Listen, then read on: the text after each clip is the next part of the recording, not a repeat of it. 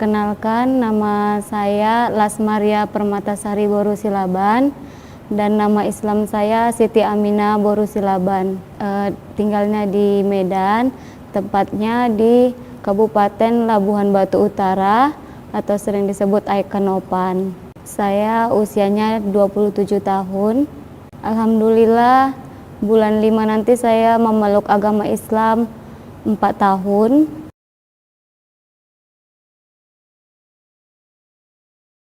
Makna Islam dalam hidup saya merasa beda setelah saya memeluk agama Islam.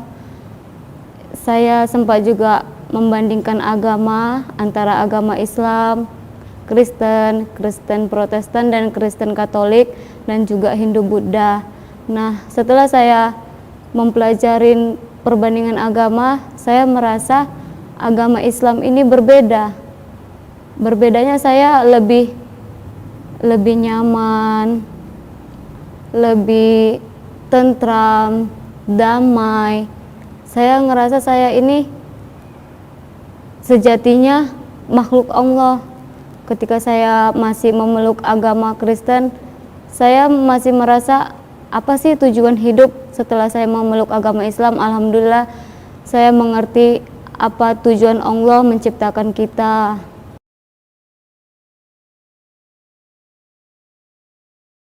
Awal mulanya itu pada saat saya duduk di kelas SMP, saya melihat teman saya menggunakan hijab. Lalu saya tanya, kalian mengapa menggunakan hijab? Dan teman saya menjawab, ya karena memang di agama kami wanita diwajibkan berhijab. Lalu saya mencari tahu mengapa di agama mereka menggunakan hijab, di agama kami tidak. Saya membaca-baca kitab Injil. Nah, saya temukan di kitab Injil itu, tepatnya di kitab Perjanjian Lama, bahwasanya wanita itu menggunakan hijab. Lalu saya pertanyakan kepada pendeta saya, Pak, mengapa ya di kitab kita wanita menggunakan hijab, tapi tidak ada seorang pun wanita di agama kita yang menggunakan hijab? Nah, pada saat itu pendeta saya tidak bisa menjawabnya. Lalu awal mula itulah dan alasan hijab itulah saya makin memperdalam dan mencari apa perbedaan agama Kristen dan agama Islam. Lalu saya udah banyak mencari tahu perbandingan agama, makin banyak muncul pertanyaan-pertanyaan dalam hati saya, seperti di Perjanjian Lama banyak yang haram dijadikan halal di Perjanjian Baru. Pokoknya banyak perbandingannya yang membuat hati saya ini bertanya-tanya, mengapa di Perjanjian Lama seperti ini, Perjanjian Baru seperti ini.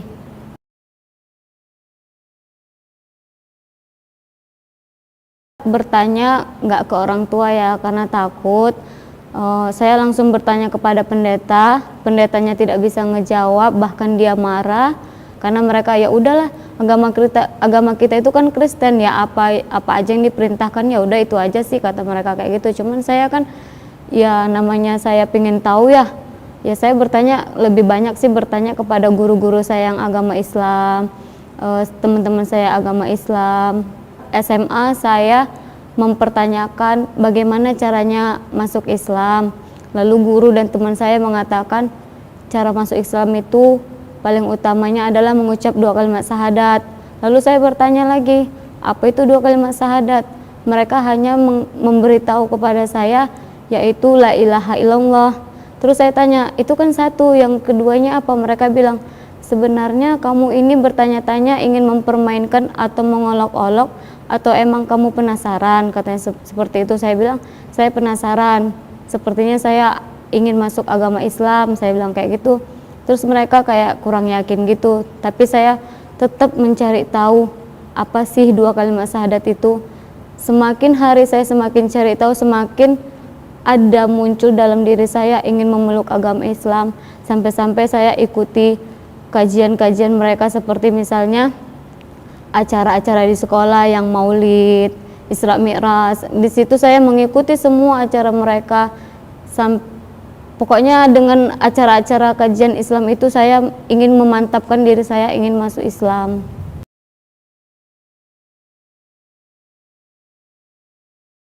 Setelah saya tamat SMA, Saya konflik dengan keluarga. Konfliknya satu pihak keluarga saya ingin saya menjadi bidan, yang pihak yang lain ingin saya menjadi saya guru. Sementara dari diri saya sendiri, saya ingin menjadi seorang desainer dan makeover. Jadi kami konflik semua, tidak ada titik terangnya.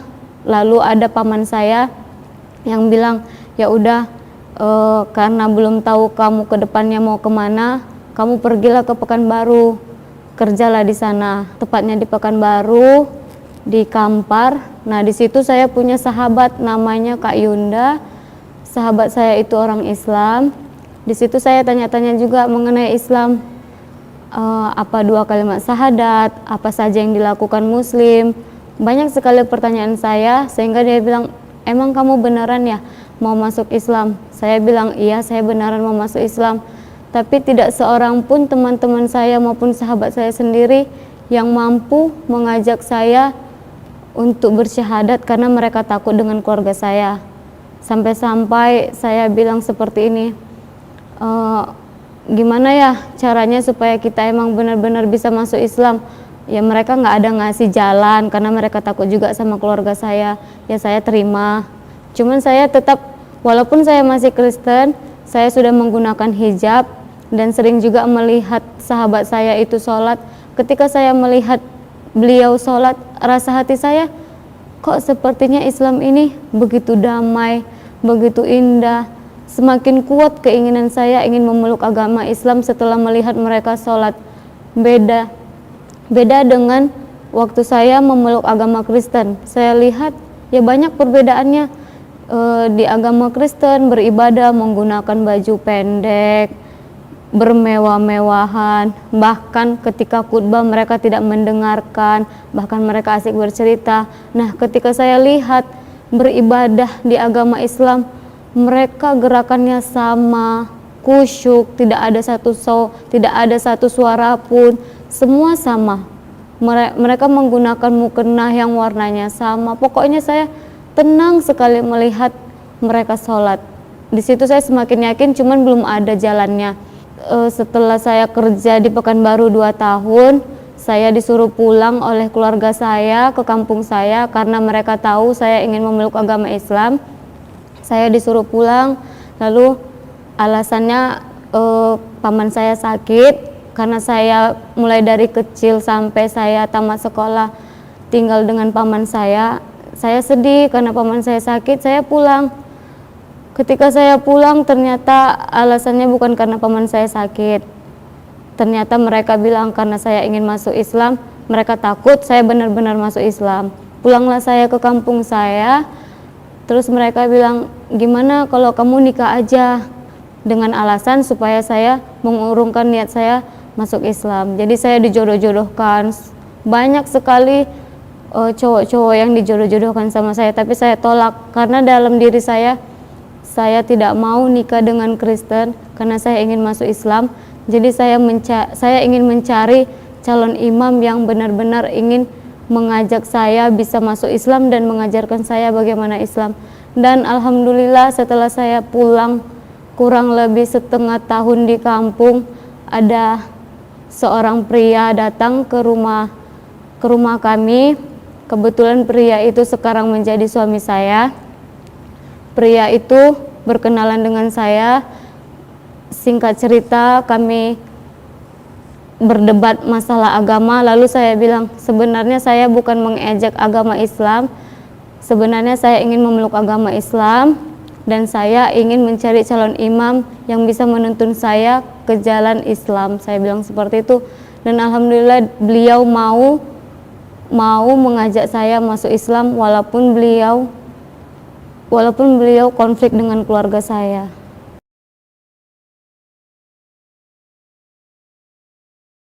Pada saat itu konflik besar saya dengan keluarga saya.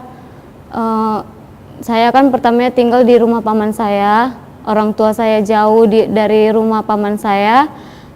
Lalu saya disuruh pulang ke rumah orang tua saya.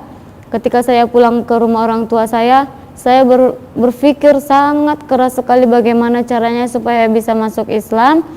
Dan Ketika saat itu saya beralasan ingin balik ke Pekanbaru, alasannya ingin kerja lagi di Pekanbaru, tapi nyatanya saya tidak ke situ niatnya saya ingin masuk Islam. Jadi karena orang tua saya tahu kalau ayah saya bilang seperti ini, kalau emang benar kamu ingin masuk Islam, masuklah agama Islam, tapi jangan pernah balik lagi ke agama ini. Tapi ibu saya tidak mau saya masuk Islam, dan adik-adik saya juga tidak mau saya masuk Islam. Pada saat itu adik saya marah sekali, sampai saya dipukul, dijambak, dicekik. Akhirnya ibu saya bilang seperti ini, kalau kamu benar-benar mau masuk Islam, kamu harus buat surat perjanjian bahwasanya kamu sudah mati dalam keluarga ini. Karena saya malu menanggung keluarga yang dianya tidak kuat dengan agamanya, malu sekali dengan masyarakat di sini. Karena kebetulan ibu saya aktivis gereja dan saya juga aktivis gereja, jadi ibu saya merasa itu adalah beban yang berat sekali. Karena di dalam organisasi Kristen itu, jikalau ada satu orang dalam keluarga itu yang masuk Islam, maka keluarga itu akan diasingkan. Tapi saya di satu sisi saya kasihan pada ibu saya, tapi di sisi lain saya ingin mencari tahu kebenaran. Saya ingin memeluk Islam karena saya tidak mau kekal dalam neraka. Dan sampai-sampai saya itu dimandikan dengan air rebusan yang haram.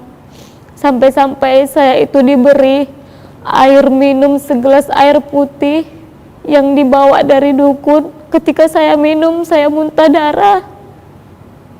Namun saya tetap kuat pada pendirian saya. Seberat apapun cobaannya, saya tetap ingin masuk Islam.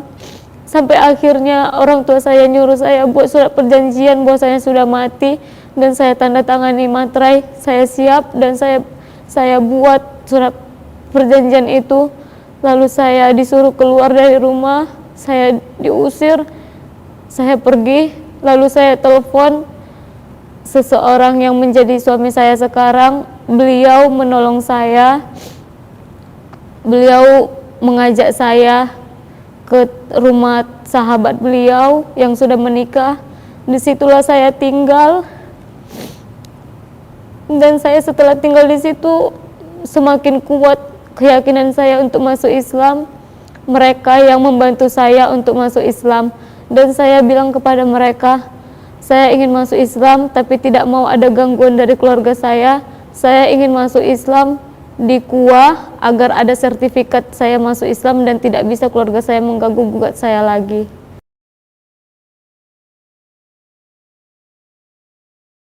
Perasaan saya senang sekali ketika saya bisa mengucap 2 kalimat syahadat. Dan rasanya walaupun begitu berat cobaan ketika saya sudah memeluk agama Islam, semua rasa sedih, semua rasa berat yang saya alamin itu hilang begitu saja, karena saya merasa ini adalah kemenangan saya sudah lebih dekat dengan Allah.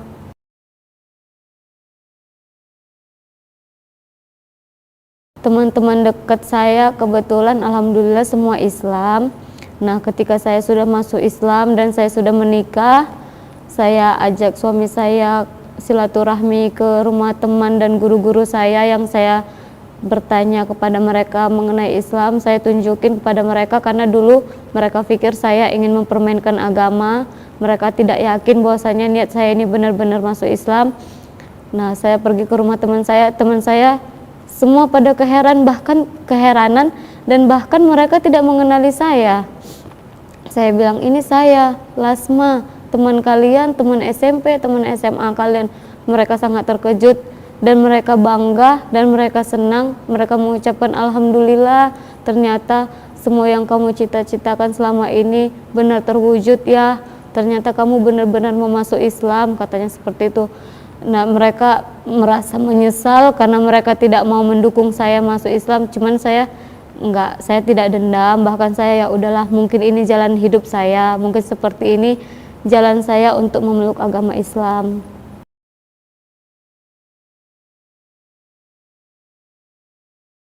Kalau nggak ada sih, menurut saya nggak ada, karena saya minta kepada Allah, ya Allah permudahkanlah saya untuk belajar agama Islam. Alhamdulillah setelah saya masuk Islam, saya belajar sholat dengan sendiri dan dibantu dengan suami saya. Alhamdulillah setelah 1 minggu masuk Islam, saya bisa fasih doa-doa sholat. Dan setelah saya masuk agama Islam 2 minggu kemudian atau hampir 3 minggu, saya alhamdulillah sudah bisa membaca Al-Quran. Walaupun saya tidak belajar sama guru mengaji, saya belajarnya sendiri. Karena saya seperti ini, saya yang ingin masuk Islam, saya ingin tunjukkan bahwasanya walaupun tidak ada yang membimbing saya akan tetap mempelajari Islam. Tidak ada sedikit pun saya merasa jenuh ataupun merasa berat. Saya jalani semua dengan penuh sukacita, penuh dengan kegembiraan, penuh dengan kedamaian.